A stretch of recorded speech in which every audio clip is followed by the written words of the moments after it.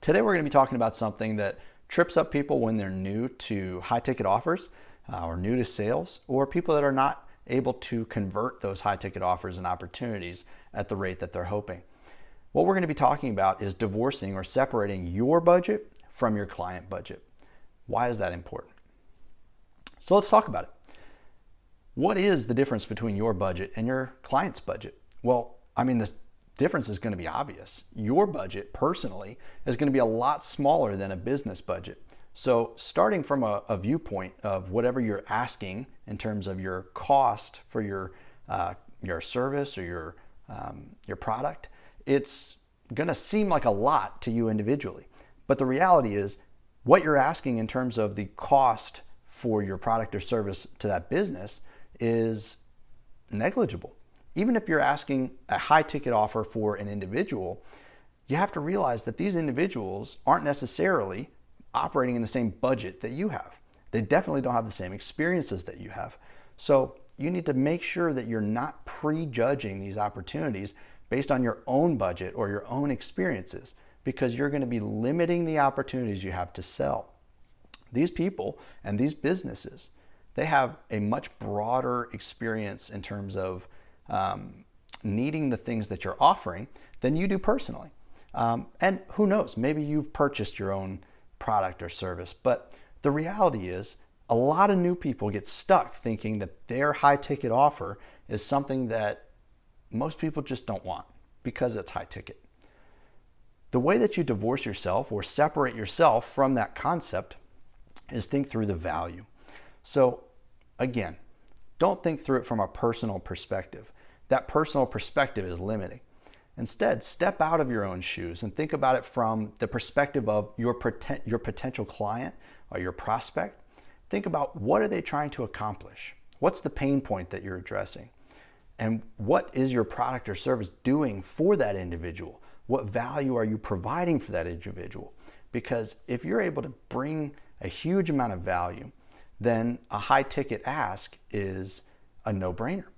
So let's talk about price. So if you're asking, say you're doing marketing and you're doing, lead generation.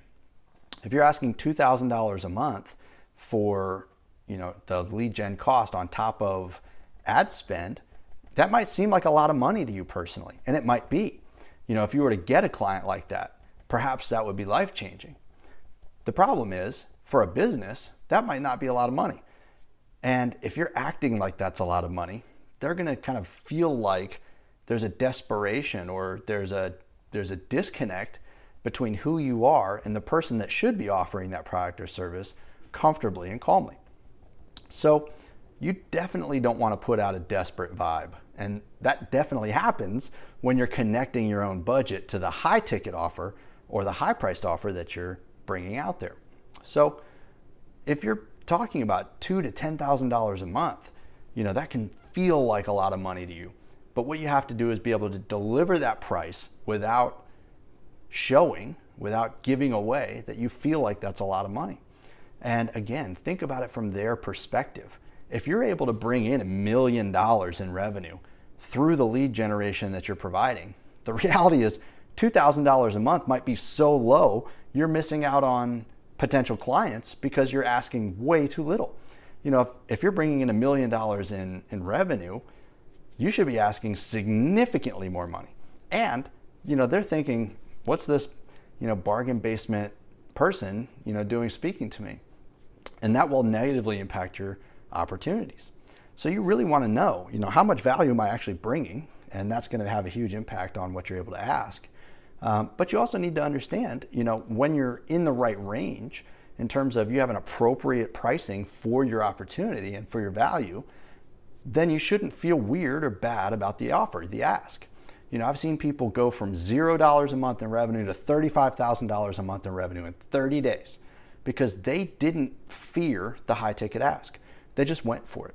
And the reality is, if you think about it from your own budget, thinking about $35,000 a month in revenue, it's really hard to imagine that if right now you're making $4,000 a month in total. Instead, totally separate yourself from the reality of that. Totally separate yourself from what that even means to you personally, because you don't want a level of desperation to impact you. Instead, think about it from value, from a standpoint of, offer and acceptance. Think about it as a game. And when you think about it from that perspective, it all becomes much simpler, much easier. Your delivery much more comfortable. And when your delivery is more comfortable, your client's going to be more comfortable. And when your client's more comfortable, they're way more likely to say yes. You're going to find that the breakthrough that you've been waiting for is right there, and you've been the one holding you back. Your own perspective, your own budget, your own worries are holding you back from the yes that will change everything for you. So go out there, practice delivering high prices. Ask for $1 million, doesn't matter. Practice until you feel comfortable saying huge numbers as if they were pennies. And once you're able to do that, and you're delivering your real rate to your real clients, it's going to make a difference.